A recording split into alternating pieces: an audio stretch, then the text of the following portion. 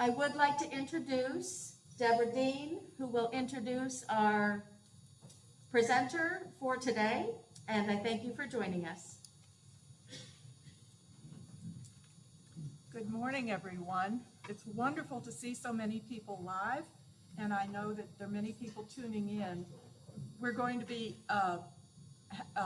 treated to another wonderful presentation today, I know, and perhaps many of you know Bill Zegel, our presenter, for more extensive time than my husband and I have. But Bill and Carol Zegel, when we moved in here a year and a half ago, were the first people, some of the first people to welcome us and to make us feel happy about being at Okeechobee. Bill and Carol Zegel have lived in Gainesville for over 30 years, and probably you know them by their credentials, which are significant.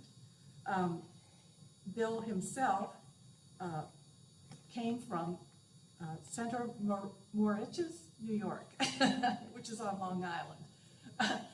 I had to learn how to pronounce that. Bill has a mechanical engineering degree with high honors from Stevens Institute of Technology. He has a Master of Science in Chemical Engineering, again from Stevens Institute of Technology, and a Doctor of Science degree in Chemical Engineering from Stevens. He, for 30 years, was president of the Water and Air Research Incorporated business of his own constructing here in Gainesville, and also the international president of Air and Waste Management. He is a member of the Indoor Quality Association, so you can tell he's pretty heavily endowed with scientific expertise.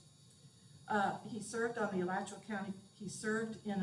County by participating on community boards such as the County Charter Commission, Coordinated Transportation System, Gainesville-Alachua County Regional Airport Authority, the Alachua County Library District Foundation, Public Radio, WUFT-FM, Salvation Army, and Acorn Clinic.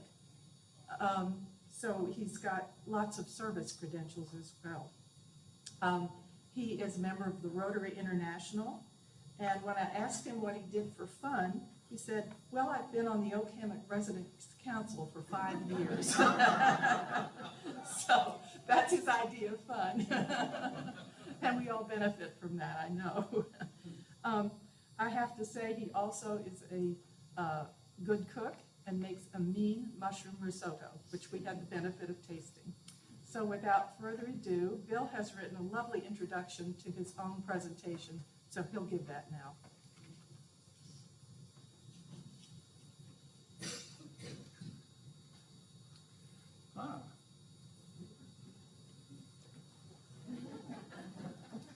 A moment.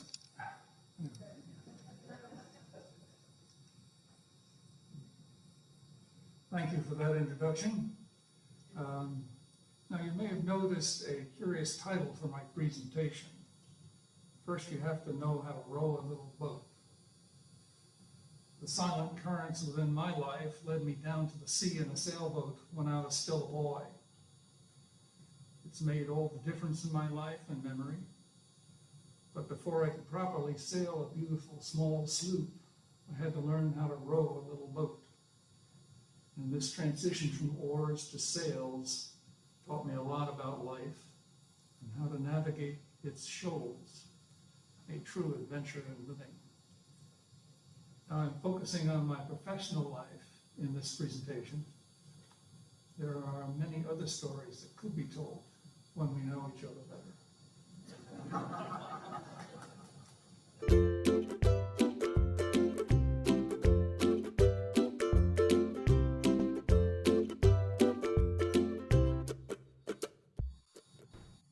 I'm from Center Moriches, New York. The sea was always part of my life. I remember having to be quiet in the morning because my father fished at night and was sleeping. He always had a certain smell about the sea. For entertainment, we rowed his workboat over to Fire Island, where we walk across to the ocean. no matter what the season. Sometimes my father would let me steer the boat. These are all my father, but like his grandfather and his father, my father was a full-time bayman, a commercial fisherman in the East End of Long Island. He was a competent boatman, netman, and a mechanic. He loved working the bay and its independence, the beauty, and working on his own schedule, responsible only to his family. My mother was a debutante who lost her father when she was 4. Her mother not only lost her husband, but her father and mother in the same year. She never remarried.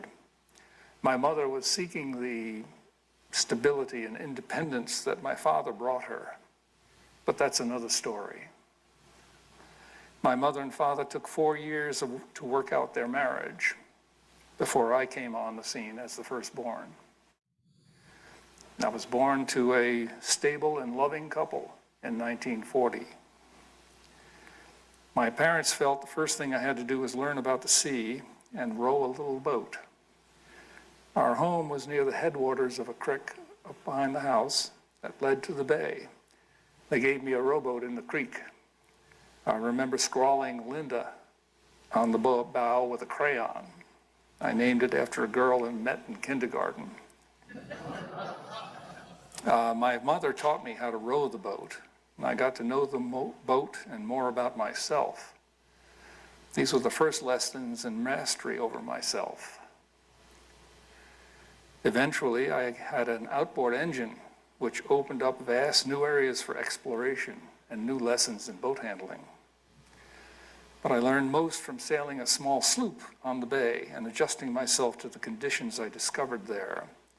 The way the wind changes when the sea breeze builds during the day, the way the fog comes into the bay with the incoming tide, where I risk running aground at low tide, how the strong currents from the inlet moved through the bay. By tacking and jibing, drifting, or just anchoring and waiting, I could cope with whatever elements came to me.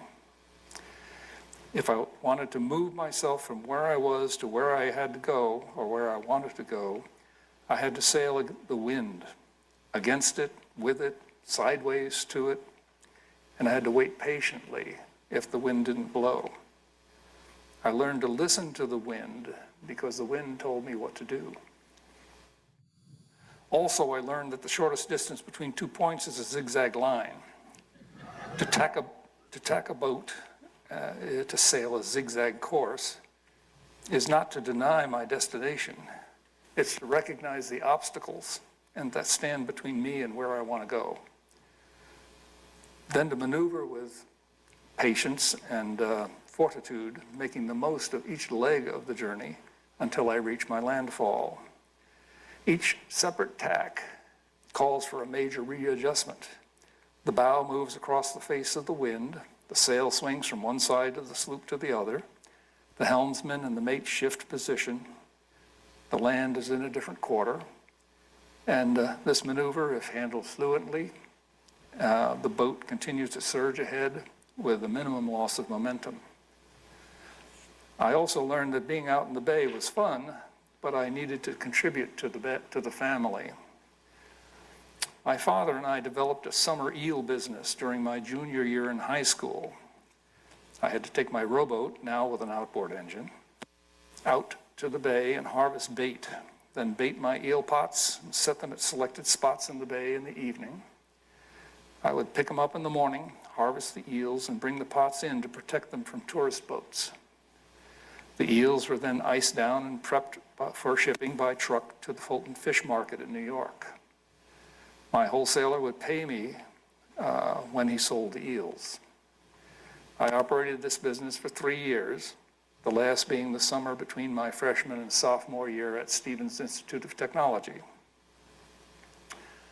My high school was modest, with only 60 kids in my class.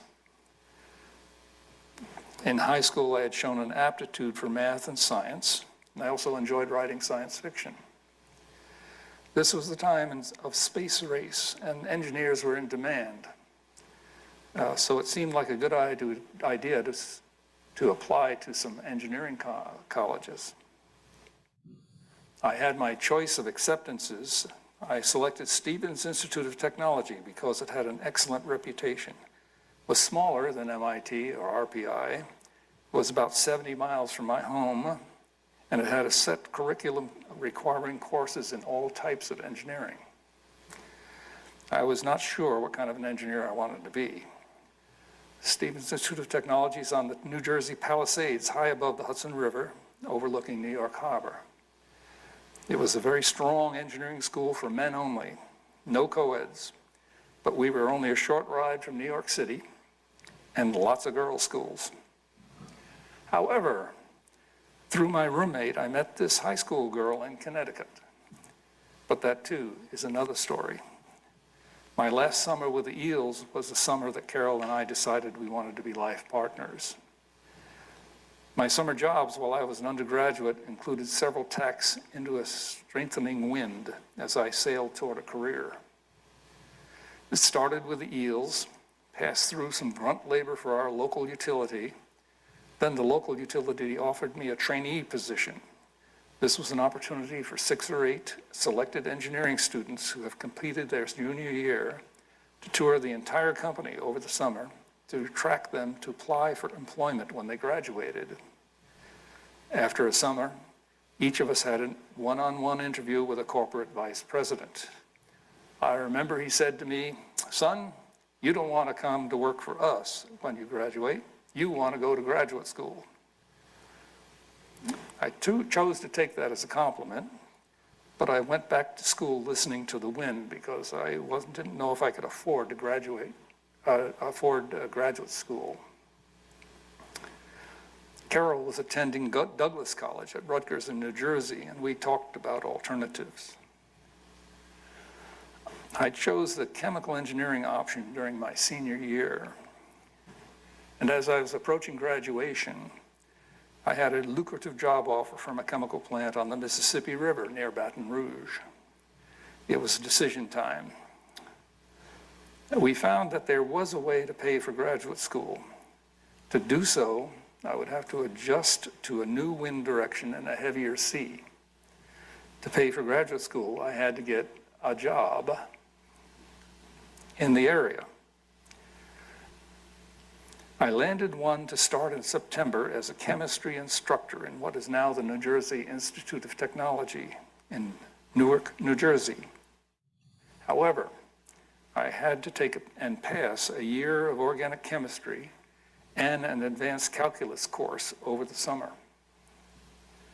I found an intense organic chemistry course on Long Island and an advanced calculus course at Stevens. It was a busy summer, traveling back and forth for lectures, labs, and tests with occasional visits with Carol.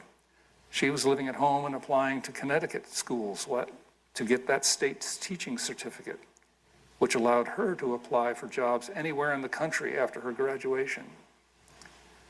This would give us an open field for accepting jobs or graduate schools after my master's degree. Come September, and the wind was blowing strongly and the seas a little rough between teaching chemistry during the day in Newark, taking advanced graduate classes at Stevens, and serving as a dormitory proctor at Stevens at night.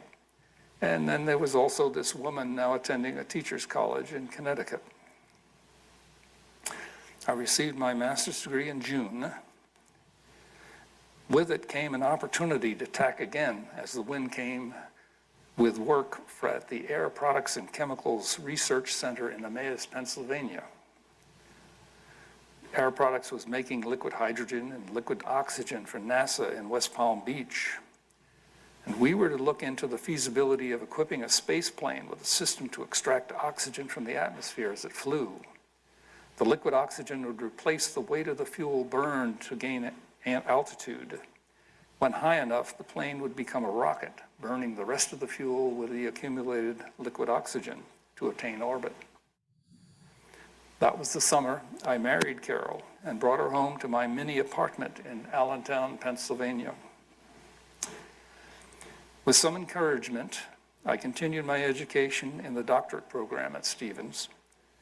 So in September, it was back to the familiar wind, traveling between Newark and Hoboken, but there was also a tidal current pulling me toward my wife going to school in Connecticut and living with her parents. The summer of 1963, Carol graduated and moved to New Jersey. She accepted a teaching position for second grade at Scotch Plains. We secured a garden apartment in Irvington, New Jersey, and settled down to a married life. My summer jobs were tastes of the world of research and development, which was appealing. Working on new ideas with new materials and new tools was exciting. My interest in hydrodynamics landed me a summer job with the Davidson Lab, a renowned marine research laboratory. I worked in ship design and evaluation, developing a computer model for the impact of a rotating propeller on a ship's rudder and skeg. On the theoretical side, I reduced a key triple integral equation to a double integral equation, to the amazement of the director. I also got to share an office with a renowned sail designer. The 1963-64 academic year had some small squalls to navigate around as I taught chemistry at Newark and worked on my research project dealing with two-phase flow, while Carol worked in her new job. At the end of the academic year, Carol found she was pregnant, and I accepted a full-time job with Allied Chemical Process Research Center in Morristown, New Jersey. The summer involved a lot of quick steering and tacking to take advantage of a varying wind direction to move us from an apartment in Morristown in New Jersey, start a new job, and prepare for a baby. Later in the year, we settled in a strong following wind that carried us on. I was working with engineers and scientists to develop patents on unusual separation processes and solving problems vexing Allied's chemical plants. At home, we were preparing for the baby and working on data analysis and text for my dissertation. Laura was born in 1965, and I obtained my Doctor of Science in June of that year. The following wind kept up. Sailing with the wind behind you seemed so easy. We moved to a more comfortable rental in Mendham, New Jersey. The breeze was filling the sail, blowing us right along. Another baby, my son Bill, came along in 1967. Carol was invited to join the Junior League with its myriad opportunities for volunteering. But a following wind can lull you into a false sense of security just when you need to be most alert. Many of the problems vexing and the operating chemical plants concerned their impact on air and water quality. I enjoyed figuring out how to improve environmental quality around chemical plants and developing materials that would improve the efficiency of wastewater treatment plants. I was contacted by a new environmental firm forming in Elephant, Pennsylvania, of all places. Making a move like this in a following wind could be a dangerous jibe. This painting by Georgia O'Keeffe, titled Brown Sail, Wing and Wing, Nassau. Mainsail set out to starboard, jib to port, sailing with the wind, all appears tranquil. But she chose an unusual sail color, which to me suggests the threatening aspect of running before the wind. When sailing, even a planned jibe can be very dangerous if mishandled. The stern crosses the wind, there's no dead spot, no warning, like there is in Coming About. Suddenly the wind gathers behind the sail and shoots it and the attached boom across the deck with great force, about item 3 there. The idea was not to get whacked by the boom when you jibe. It was risky. We were ready for a sudden jibe, but hoped for a smooth following wind.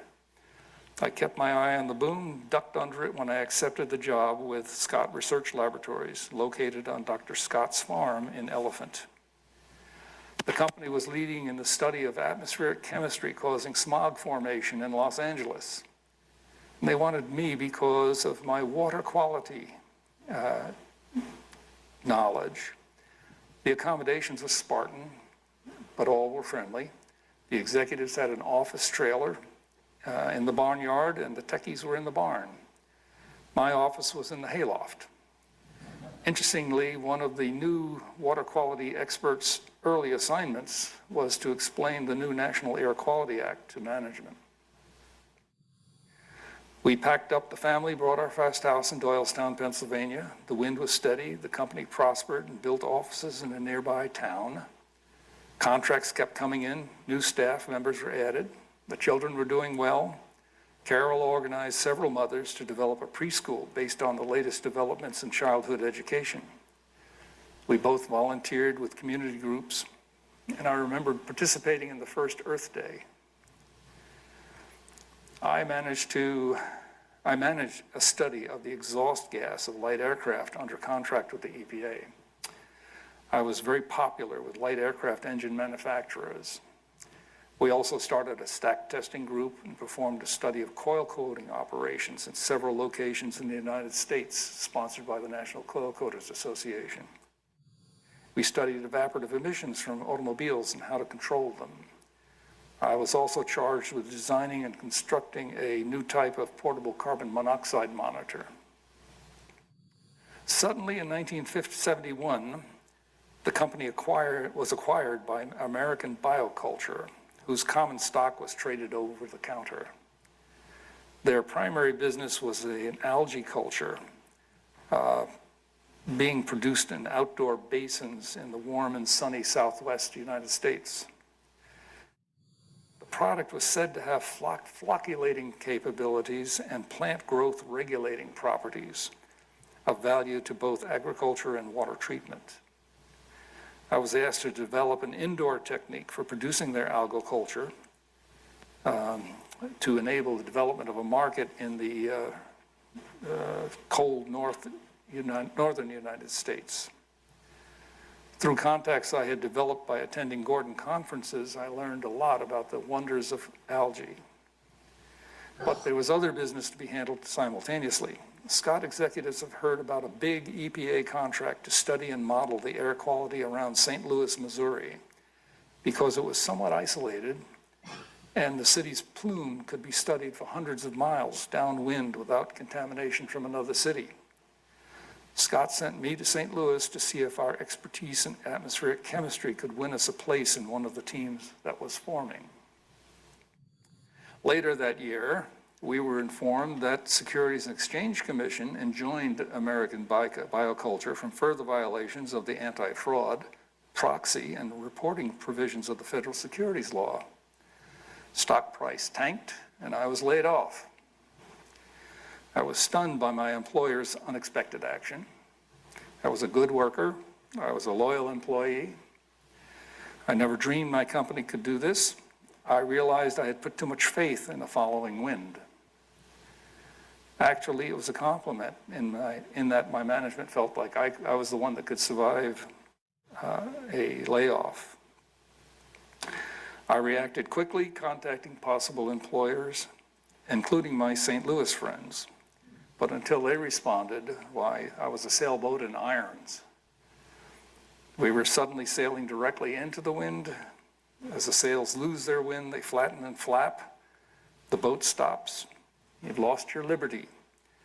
For a boat without wind in her sails, is a boat out of control, subject only to the buffeting action of the breeze. She's a prisoner of the wind, blowing you in directions you have no desire to go, like St. Louis.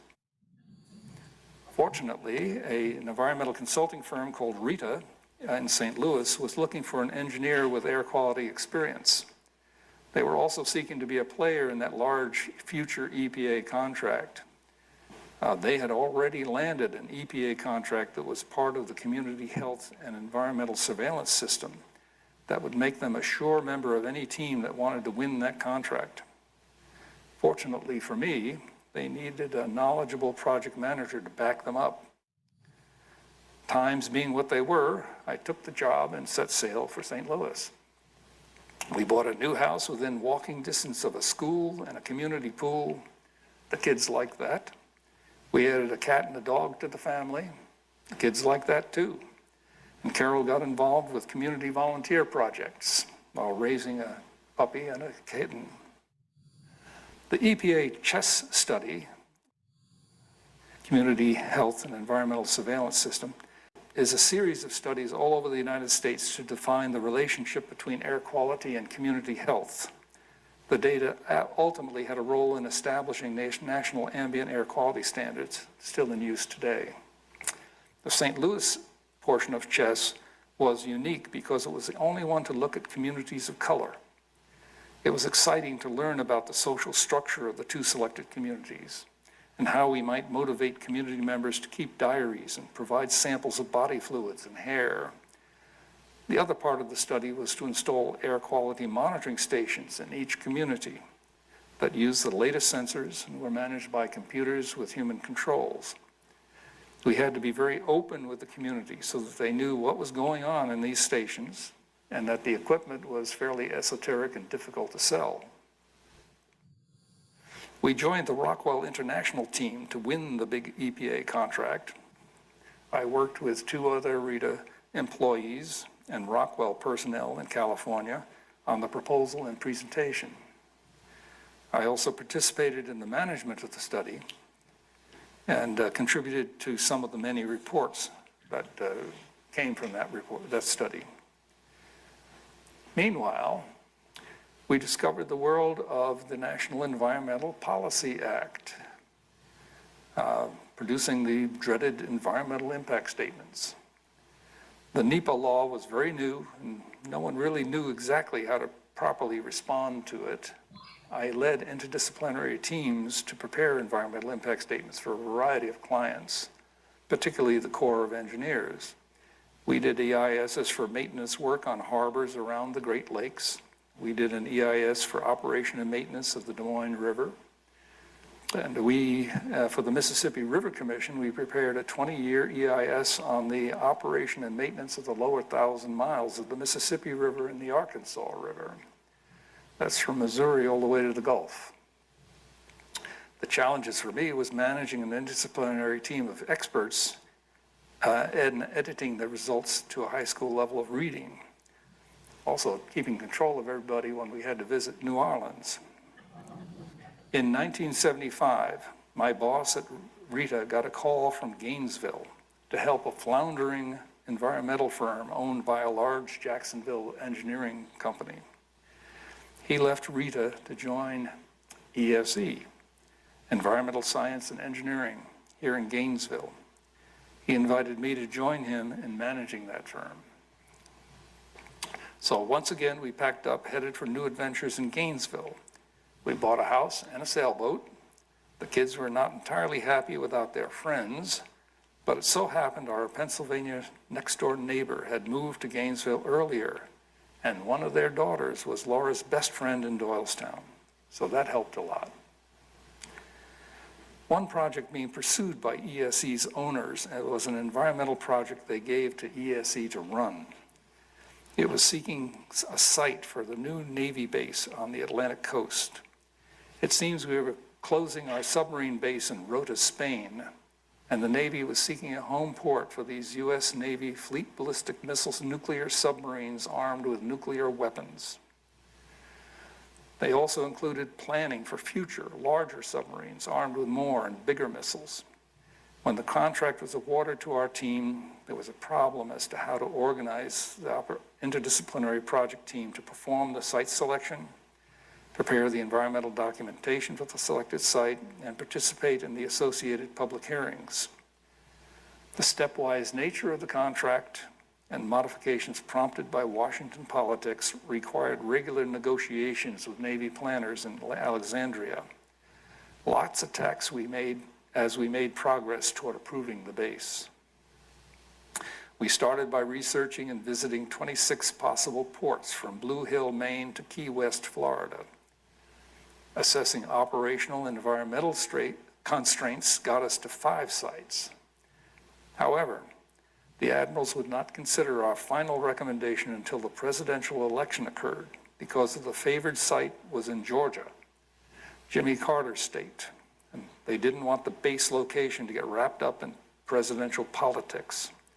So we were told to proceed with document preparation for all 5 sites until a decision was made and could be staffed with whomever would be president. And that way the schedule would not be impacted. The project dominated my time until Commander Submarine Squadron 16 greeted the submarine tender Simon Lake when it arrived at Kings Bay on 2 July 1979. 4 days later, USS James Monroe entered Kings Bay and moored alongside Simon Lake's starboard side and began a routine refit to prepare for another nuclear weapons deterrence patrol. Kings Bay has been an operating submarine base ever since then. The decision to homeport missile submarines at Kings Bay, Georgia, started the largest peacetime construction program ever undertaken by the U.S. Navy. The program took 9 years to complete and cost $1.3 billion. After that was over, I had an opportunity to relax and take stock in the summer of '79. With the control of ESE by a large Jacksonville engineering firm, why, it's the engineering firm that decided how the wind would blow for me. It was like being in a fog until they decided, and then it was like sailing in a storm. If you're in a boat in the fog, it's best to stop, drop anchor, and wait. Wait for a breath of air, a glimmer of light, a revelation to tell you where you are and where you need to go.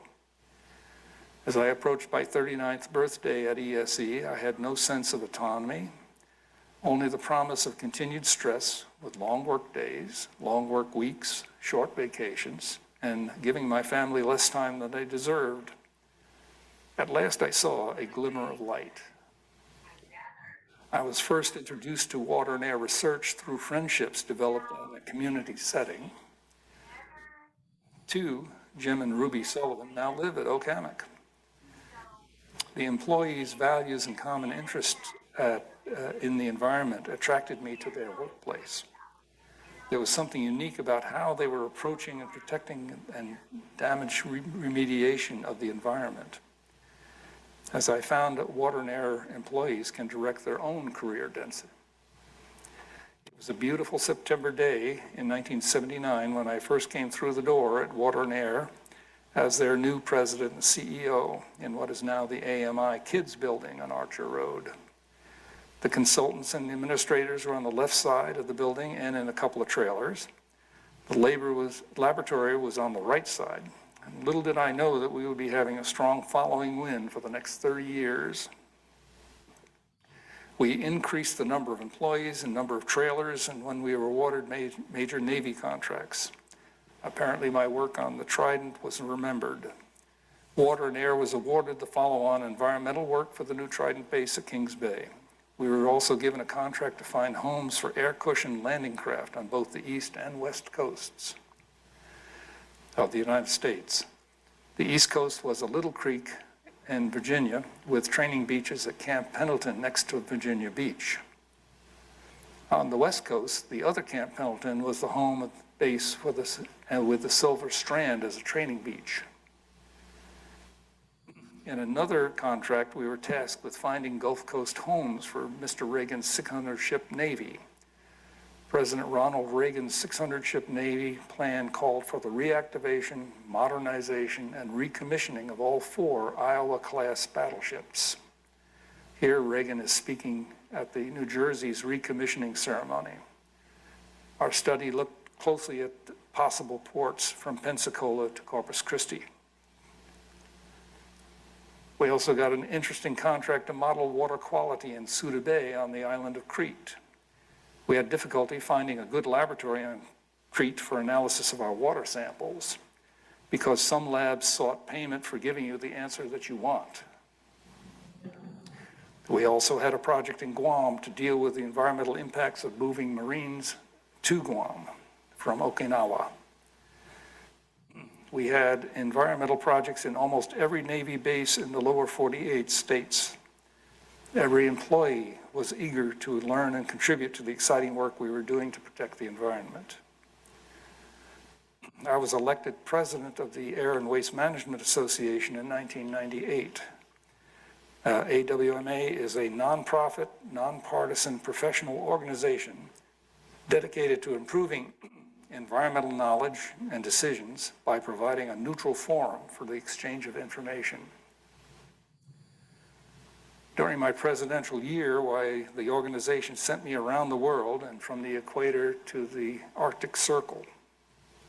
More work came as we developed capabilities in management of hazardous waste and conducting environmental audits of properties for lending institutions. We improved our relationship with Jacksonville Corps of Engineers, Tampa Bay Water, and a couple of the local water management districts. Many other employees developed new clients and new projects with old clients. We helped win a multi-billion-dollar suit for people in New Orleans that experienced an early morning rail car explosion next to their homes. Attorneys suddenly became a new source of clients. With all this growth came the critical need to build a new campus. All of the employees were involved in the design, and there was a great party when we moved into the building and sold all but one of the trailers. And that trailer is now being used by AMI kids. I'm very proud of Water and Air's commitment and contributions to the preservation of the environment and serving our community. I'm also proud of our personal community service record, perhaps Carol more than me. We were recognized by Gainesville Rotary Club by selecting us for their 2015 Service Above Self Award. If I hadn't come to Water and Air's collegial work environment 42 years ago, I probably would be dead now. Working for a company that worships money and things will eat you alive. At Water and Air, we needed a profit to survive, but we all could participate in the leadership and guidance of our firm in many capacities. It is a moral obligation and a social responsibility to protect the culture that provides an honorable and dignified place in which to work. I retired in 2009, but continue to work for Water and Air on little projects that no one else wants to do. We're pleased we could stay in Gainesville all these years in general, but particularly because Carol could continue her child advocacy career, going from volunteer to executive. She retired from the state attorney's office as the executive director in 2010. Every happy ending has to have its start. Carol and I came to Oakhammock in 2016, dreaming of a future, and now we're making that dream real. We stand on our own feet and will run while we can, but use a walker when we must. We move with life as our choice and hope the stories we make give love new voice. We know the memories we created while we tarry here will be memories of laughter, memories of tears, and memories of growing through challenges and fears.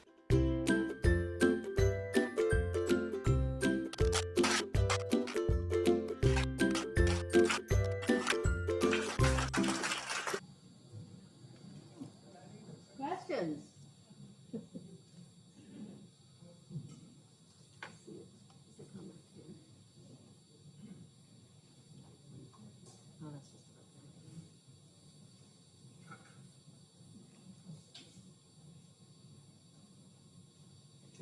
Any comments?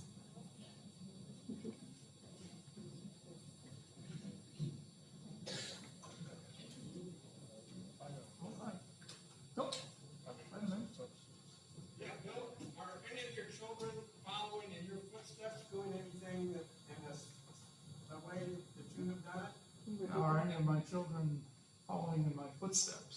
Yeah. Not precisely at all. My daughter is a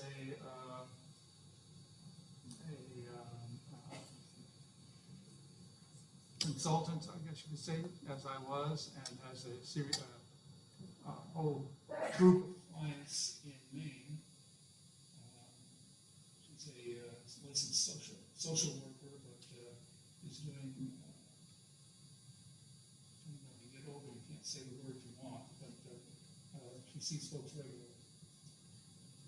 And that's a good following. And my son is in Atlanta, and he is a professional father and husband. His family needed him to be where he is, and he's doing his job and doing it well. We have a question here. Richard Petway, go ahead.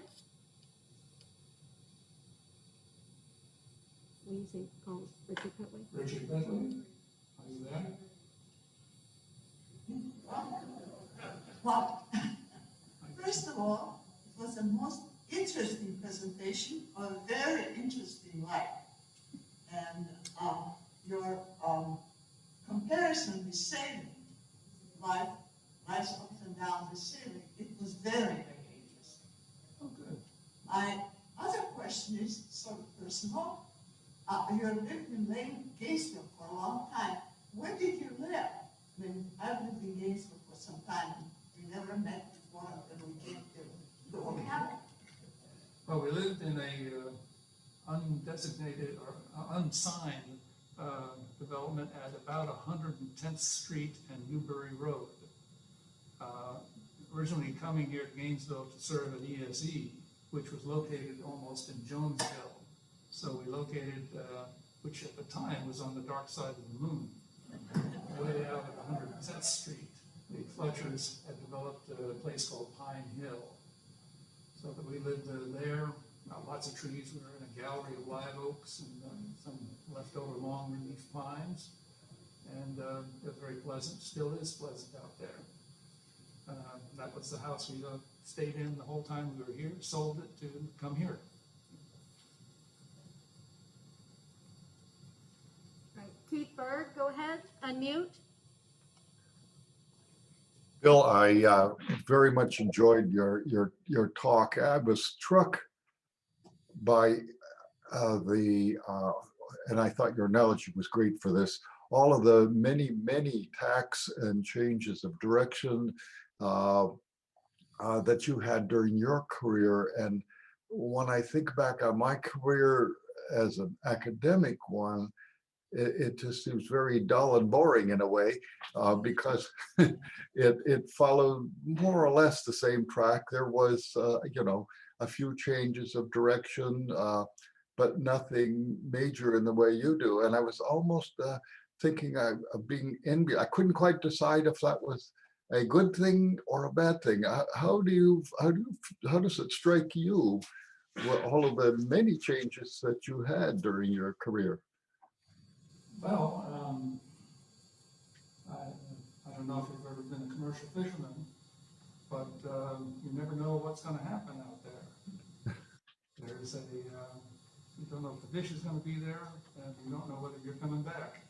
I had two great uncles that went out, considered to be the best, some of the best sailors in the Great South Bay. They went out in a rough sea and got a load of fish was coming back in, and coming in the inlet by the size of the waves, why they came right over the stern of the boat, flooded the boat, and they both drowned. So we lost them. These, you have to be ready and respond to what the wind tells you. That's all I can say. That it's comes with the territory, and as a result, I guess maybe there was a little more flexibility in it, or that I could give to it. Also, I've been accused of thinking differently. I'm sure you've noted when we sit down and talk about things in dinner, all of a sudden, out of left field, I'll say something that's totally irrelevant. I'm sorry about that, but it happens. I enjoy learning new things and how to do new things and how to maybe help other people do interesting things.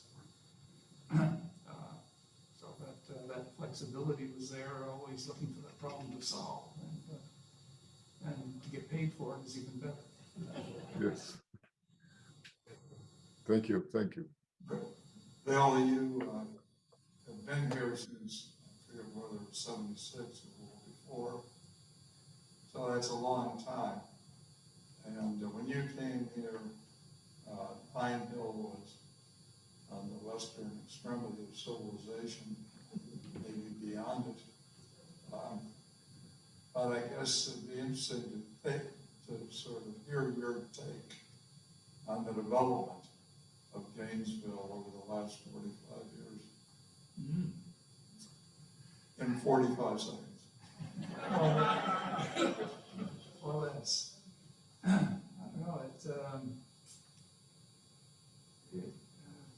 the university has such a strong influence, particularly in the downtown area, that I cede that to them as to how best to meet their needs. Part of the jobs that nobody else wants to do at Water and Air is indoor air quality. I've visited a number of apartments around Gainesville and homes with some with problems and some without.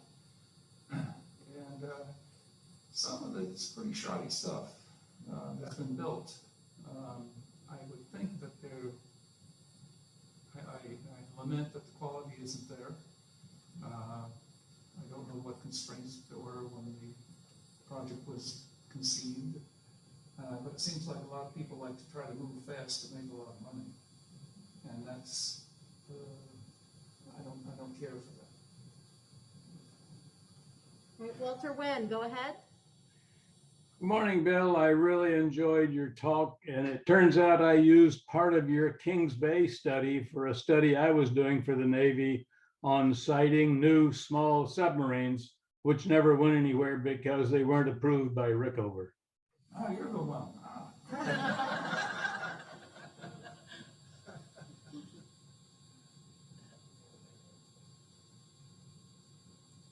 Now, Bill, since you've lived here so long, did you get into the radon issue that we have here in Gainesville? Oh, yes. Part of your indoor quality. Yes, indeed. Now, Gainesville is, or Alachua County, has sort of two areas. The area we're in, there's not a lot of clay. That's why we have sinkholes so much. There's little sinkholes all over the place, or the big sinkhole of Haynes Prairie. As you go north, why you, if you're careful and orient yourself, why you have to go uphill. And you're climbing up the Hawthorne Formation, which is largely clay. And in that clay, why there is an enrichment of radium, relatively speaking from the environment point of view. And as that decays, why it produces radon, and radon being a gas, why it can accumulate within clay or eventually work its way out. And all through much of Florida, why radon is being produced by the soil, and the levels are not generally a problem. However, when you lay a concrete slab on the soil, you have the ability to collect all of the radon that's coming up and put it in one spot, such as coming out by a drain pipe or other opening in concrete. Therefore, you can get higher levels within a home than is advised. It is radioactive and decays to other products which could deposit in your lung if you happen to be breathing a lot of radon. So that's the problem. You can have an intimate contact with some radioactive material as a result. And the solution is fairly easy. It's in this case why the solution to the pollution really is dilution. If you can bring in fresh air under that slab in some way, or at least dilute and expel the gases that are generated, why that's a way to handle it. But it is a recurring problem in a lot of places, and often it's the basis of a lawsuit.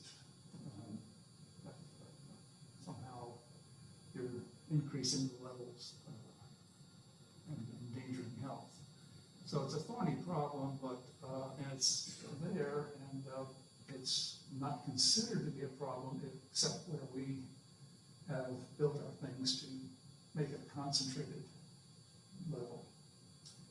The buildings and parking lots and things like that can work to try and concentrate it in certain areas. So we've encountered it, it's there. And, we have to deal with it, it's learning, and be thinking about that when we build something. It's less of a problem here than it is